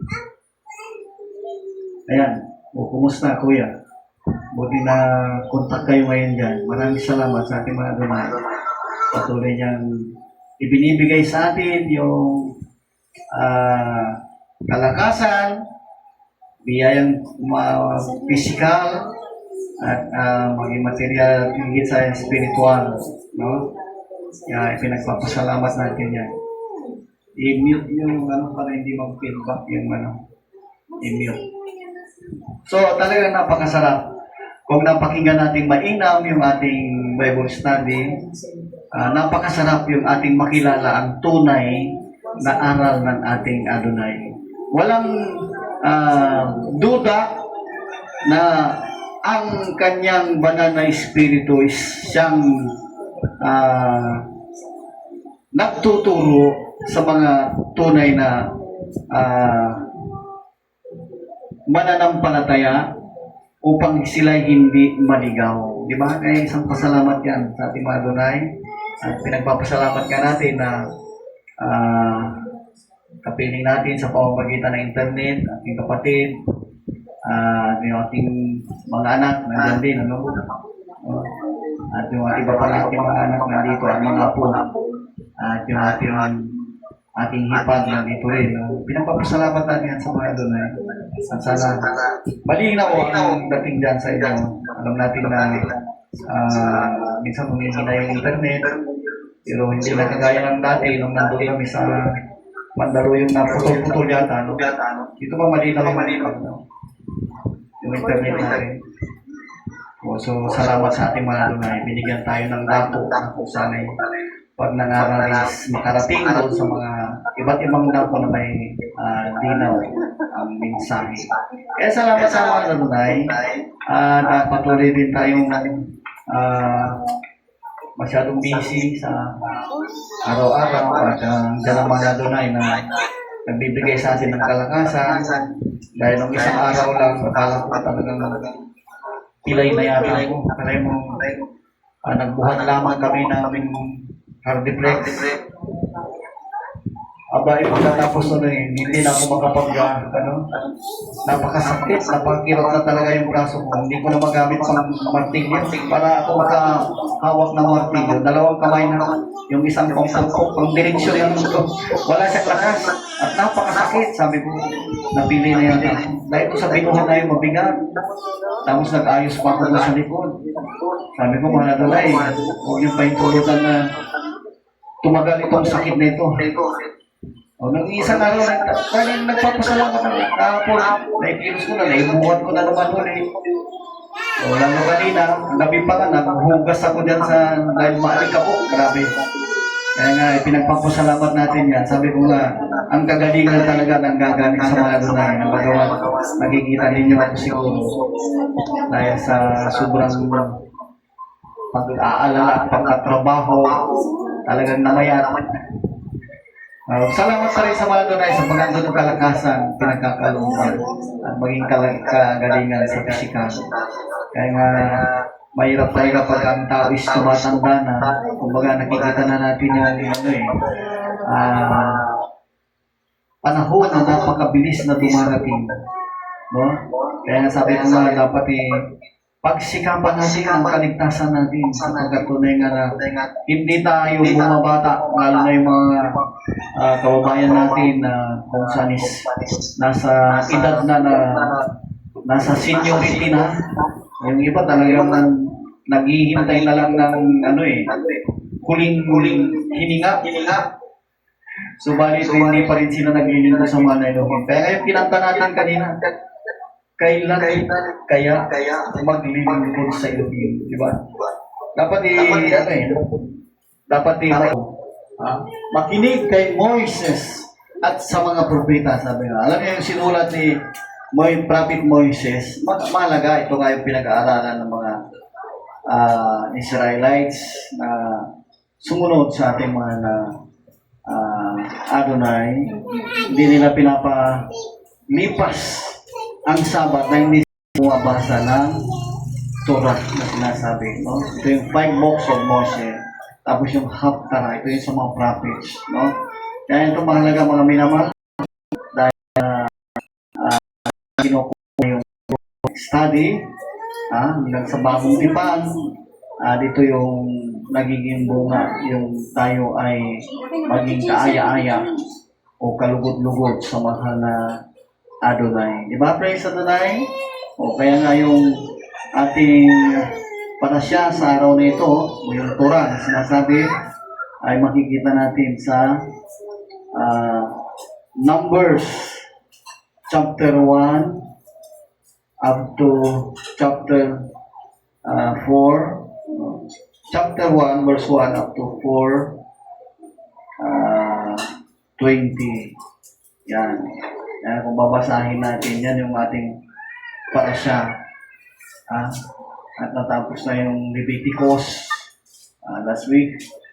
Kaya dito, kailangan tayo ay maging masikap magbasa at ating babasahin na lamang, isasummarize na lang natin kung gaano ba ka-importante yung ating pagbabasa ng Torah.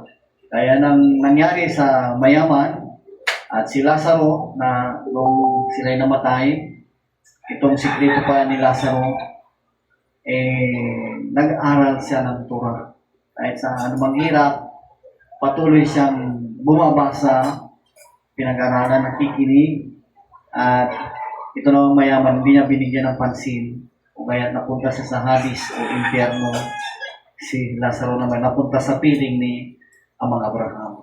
O kaya nga, gaya nga sinabi ng ating Adonai, itong pag-aaral ng pagbabasa ng Torah, ito'y nagpapahayag kay Adonai Yesu Masya. Kaya nga, sabi nga, habang binabasa mo itong Torah, nakikita mo nga ang kalagayan ng ating Adonai. Praise Adonai. Ipag-pray natin bago tayo dumako sa pagbabasa ng Torah. Diba? Praise Adonai.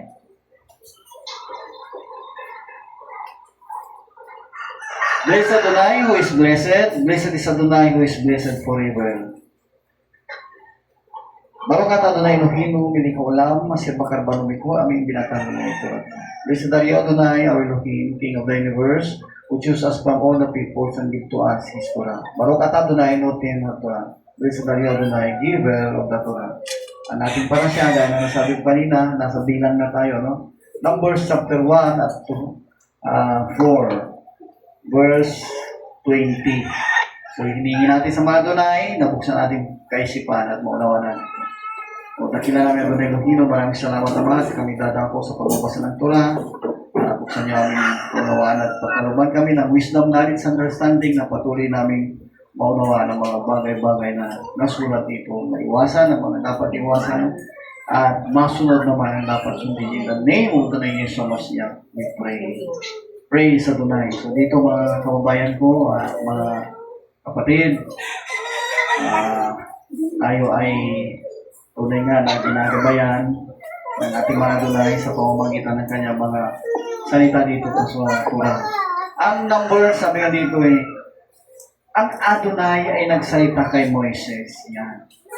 At ito ay sa ilang ng Sinai, sa tabernakulo ng kapisanan ng unang araw ng ikalawang buwan sa ikalawang taon pagkatapos na makaalis sila sa lupain ng Ehipto, na sinasabi, bilangin mo ang buong kapisanan ng mga anak ni Israel ayon sa mga kanila, ayon sa mga sangbahayan ng kanilang mga magulang, ayon sa kanilang mga pangalan, at bawat lalaki ayon sa dami ng mga ulo nila.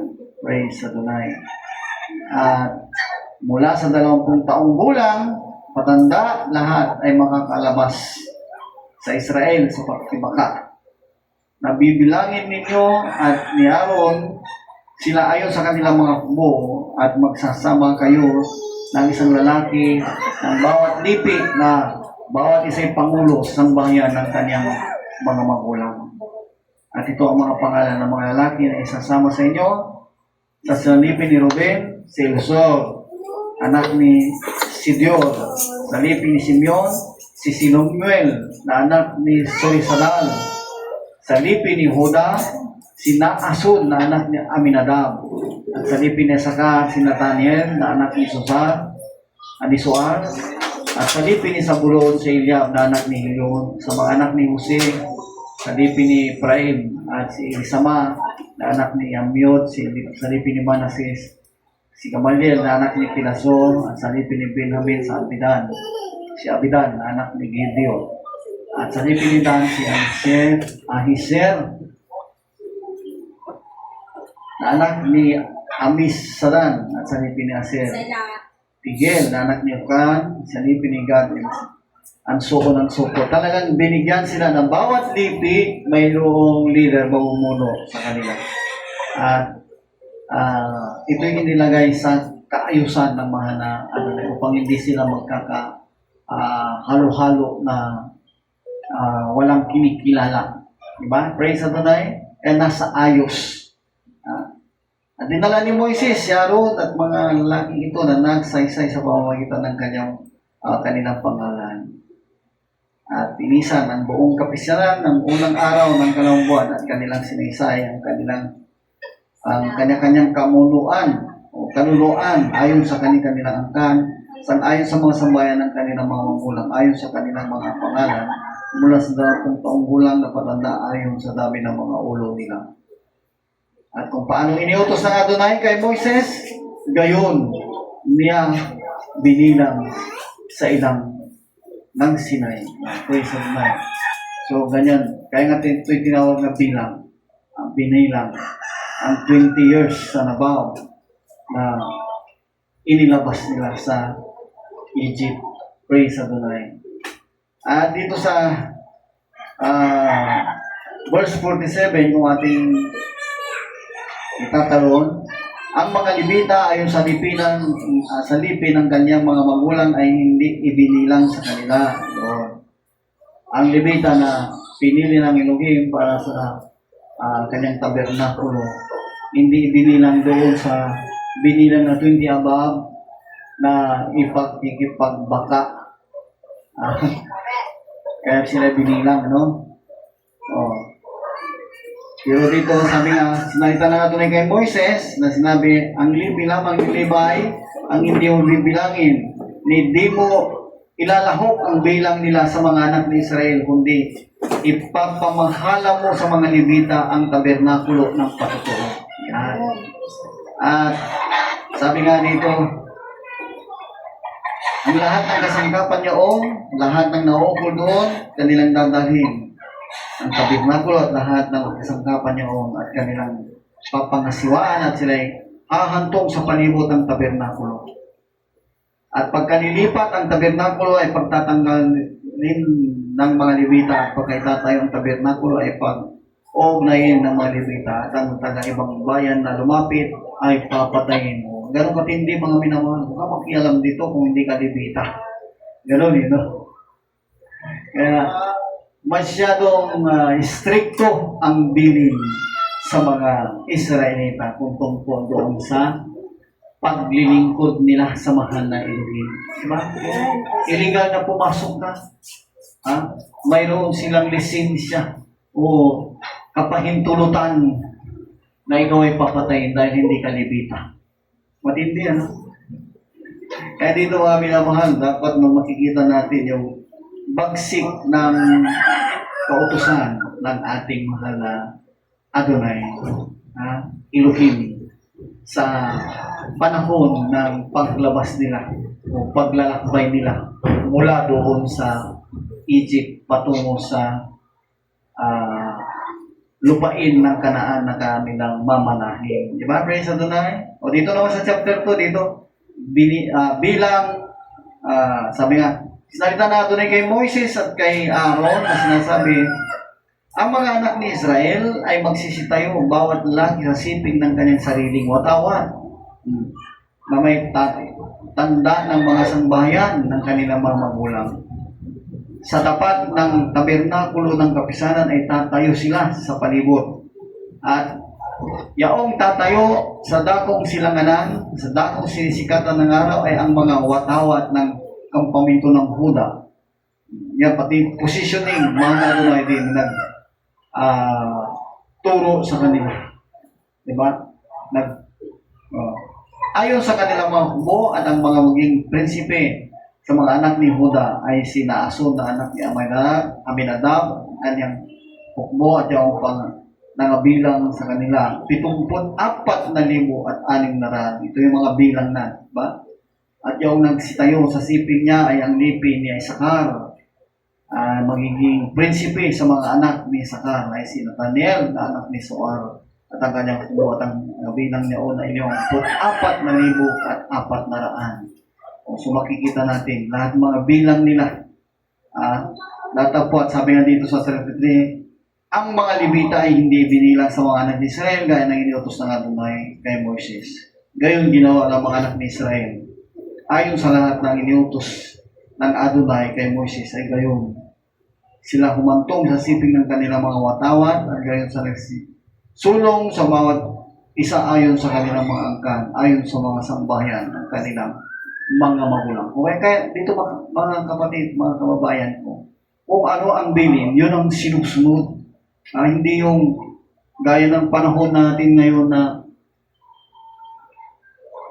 yung bilin is binabago ng mga sumusunod. Hindi po. Kung ano ang bilin ng mahal na Adonai, yun ang dapat sundin. Ganon sila sumunod at pinagpala sila. Di ba? Bagamat mayroong mga nabuwal sa ilang, yung naging matitigas ang ulo, yung mga pasaway, pero yung karamihan sa kanila, na makakabataan, na naging masunurin, sila yung nakarating. Yung 20 years below, yung mga nakarating. Di ba? Praise Adonai. Kaya salamat sa ating mga Adonai, dahil pagka ikaw ay masunurin, itinuturo niya na ikaw pala ay kanyang pagpapalain. Di ba?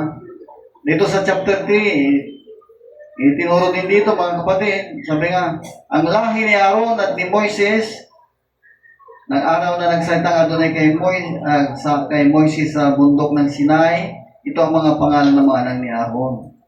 Si Nadab, ang panganay, si Abiu, si Dasar, at si Itamar.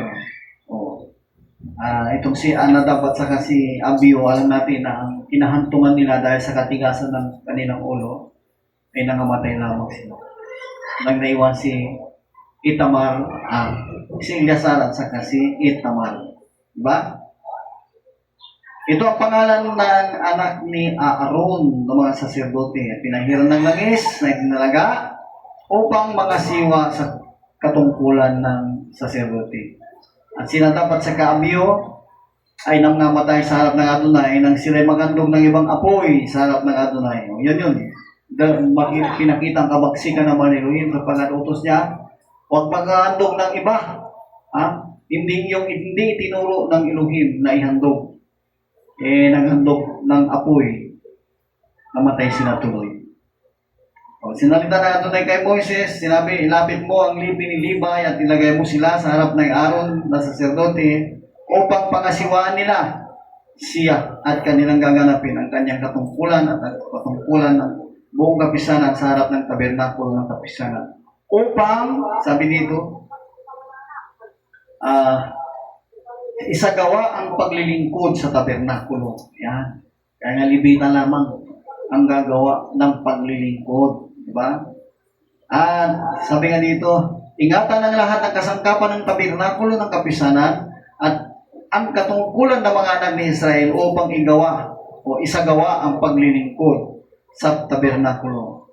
Iyong ibibigay ang mga libita kay Aaron at sa kanyang mga anak, sila yung tunay na ibinigay sa kanya sa ganang mga anak ni Israel at iyong ihalal si Aaron at ang kanyang mga anak at kanilang gaganapin ang kanilang pagkasaserdote at ang taga-ibang bayan na lumapit ay papatayin. O ganun katindi, pag may nakialam doon sa pagkasaserdote na hindi tinawag o hindi pinili na Adonai, papatayin daw. Makalungkot, mabagsik. Sabi nga, sapagkat lahat ng mga panganay ay sa akin, sapagkat ang araw na aking nilipulin ng lahat ng mga panganay sa lupain ng Egypto ay aking pinapaging banal sa akin. Ang lahat ng mga panganay ng Israel maging tao at maging hayop, sila ay magiging akin. Ako ang Adonai, sabi ng ating Adonai. Kaya nga dito, inano ang katungkulan. Tapos dito, binigay pa ang batas tungkol sa mga buwis. Verse 20, ang mga anak ni Merari ayon sa kanilang mga angkan ay si Mahalil at si Musi. Ito ang mga angkan ng mga Levita ayon sa kanilang sambayan ng kanilang magulang. At kay Gerson galing ang angkan ng mga Levita at angkan ng mga Simita, ang mga angkan ng mga Gerson. Yung mga bilang sa kanila ayon sa bilang ng lahat ng lalaki mula sa isang buwang gulang patanda ay 7,500. Ang nakabilang sa kanila at ang mga angkan ng Hermes ay maghahantong sa likuran ng tabernakulo sa dakong kalunuran. At ang mga naging prinsipis ng bayan ng mga magulang ng mga Gersonita at si Elisapat na anak ni Lael at ang maging katungkulan ng mga anak ni Gerson tabernakulo. Dito mga katungkulan ang iniatang sa kanila at ipinag-alam sa bawat upang hindi sila magkalito-lito, may kanya-kanya silang katungkulan. Di ba? Praise sa Adonai. Alam niyo, napakaliwanag ng mga utos at palatuntunan ng ating Adonai sa kanila. Ganon din, mga minamahal ko, kung sa patungkol sa kaligtasan natin, maliwanag din ang mga utos na dapat nating sundin. Dito mayroon sinasabi sa verse 44, salita ng Adonai kay Moises na sinasabi, kunin mo ang mga Levita sa halip ng lahat ng mga panganay sa mga anak ni Israel at ang mga hayop ng mga Levita sa halip ng kanilang mga hayop at ang mga Levita ay magiging akin. Ako ang Adonai, sabi ng ating Elohim. At sa ikatutubos sa 273 panganay ng mga anak ni Israel, na higit sa bilang ng mga Levita ay kukuha ka ng 5 siklo sa bawat isa ayon sa ulo, ayon sa siklo ng santuaryo. Kukunin mo. 1 siklo ay 20 gira. So yung mayroong itinakda na halaga para sa bawat isa na pinabilang ng ating mga Adonai ng mga Levita, di ba? Ito yung batas tungkol sa mga buwis. Di ba? Praise Adonai. O, dito sa bilang chapter 4, sinalita ng mga Adonai kay Moses, kay Aaron, na sinabi, ayusin ninyo ang bilang ng mga anak ni Kuat, sa gitna ng mga anak ni Levi, ayon sa kanilang mga angkan. O yung kanina, anak ni Gerson. At sabi nga dito, mula sa 30 taong gulang hanggang sa 50 taong gulang, lahat ng pumapasok sa paglilingkod upang gumawa ng gawain sa tabernakulo na kapisanan. Ito ang paglilingkod ng mga anak ni Kuat sa tabernakulo ng kapisanan sa mga bagay na kabanal-banalan. Pagka ang kampamento ay isusulong, ay papasok si Aaron sa loob at ang kanyang mga anak at kanilang ibababa ang lambong ng tabing at kanilang tatakpan niyaon ang kaban ng patutuo at kanilang ilalagay sa ibabaw ng isang takip na balat ng puka at kanilang lalatagan ng ibabaw ng isang kayong taganas na bughaw at kanilang ilalagay ang mga pinggan ni Aaron. At sa ibabaw ng dulang ng tinapay ng handog ng naglatag sila ng isang kayong buhaw ay kanilang ilalagay sa ibabaw nito ang pinggan at ang mga sandok ng mga mangkok at mga tagaw tasa upang buhusan at ang pambahay tinapay ay malalagay sa ibabaw niyon at kanilang lalatagan ng ibabaw ng mga yaon. Ang kayong pula at kanilang tatakpan. Ito ang isang panakip na balat ng kuka at kanilang nilalagay ang mga pingga at kukuha sila ng isang kayong buhaw. At kanilang ilalagay pati ang lahat ng kasangkapan niyon sa loob ng isang takip na balat ng kuka at kanilang ilalagay. At ang ibabaw ng lambanang ginto ay kanilang ilalatagan isang kayong buhaw.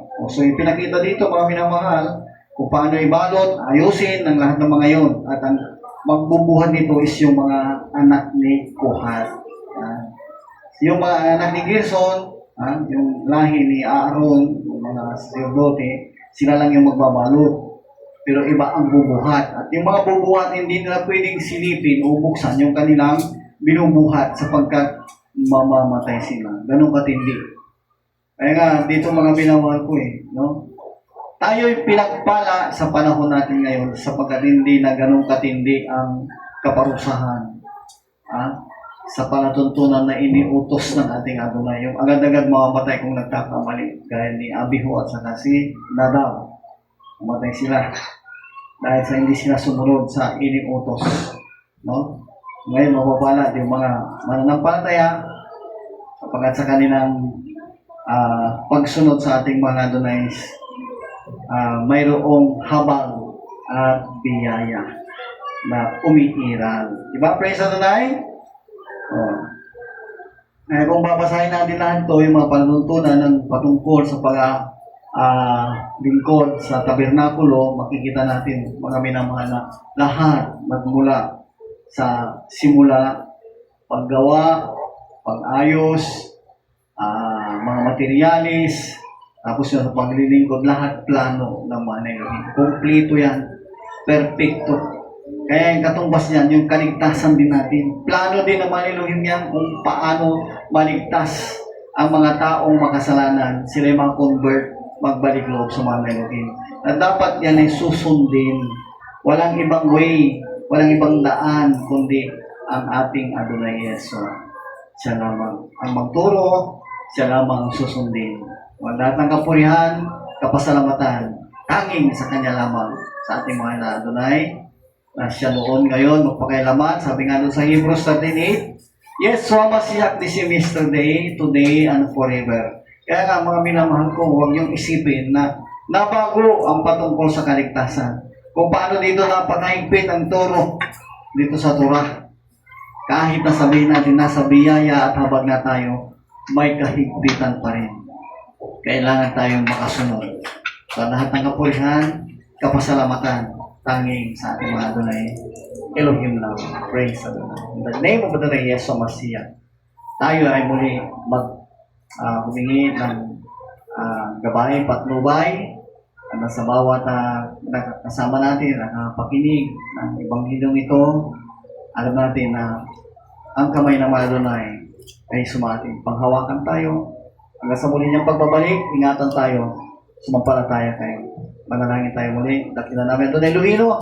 Maraming salamat, Ama, sa natapos na banal gawain at patuloy niyong iingatan ang bawat isa sa amin, ang iyong lingkod, ang aking asawa at mga anak, yung mga kapatid, mga kapatiran, at lahat pa ng mga nakasubaybay sa gawain ito. Pagpalain niyo po, Ama, pagkaloob ninyo, Ama, ang lahat ng mga kahilingang ikabubuti nila, ikagagaling nila, maging kalutasan ng mga problema at kagalingan ng mga karamdaman. Patuloy namin hiningi, Ama, na ipagkaloob ninyo sapagkat ito aming hiningi in the name of the Lord Yeshua Masiah. At patuloy na magpahayag po kayo sa amin, Ama. Gabayan po kami hanggang sa muling pagbabalik. Lahat ito aming hiningi in the name of the Lord Yeshua Masiah. Praise Adonai. At tayo ay nagpapasalamat sa ating mga Adonai. Nandito na lamang at awitin natin. Walang hanggang pasasalamat bilang pagtatapos sa ating gawain sa araw na ito. Awitin natin ito ng buong puso. Praise Adonai. Hallelujah.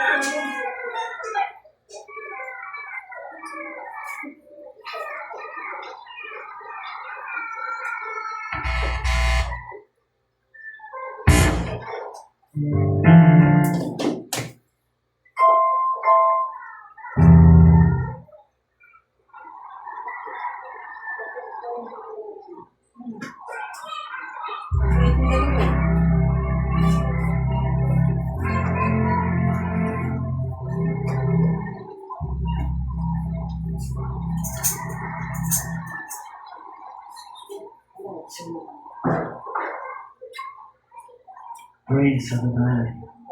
Sa iyo lang mga. Praise Adonai. Hanggang sa muli mga kapatid. At tanggapin natin ang basbas ng ating mga Adonai.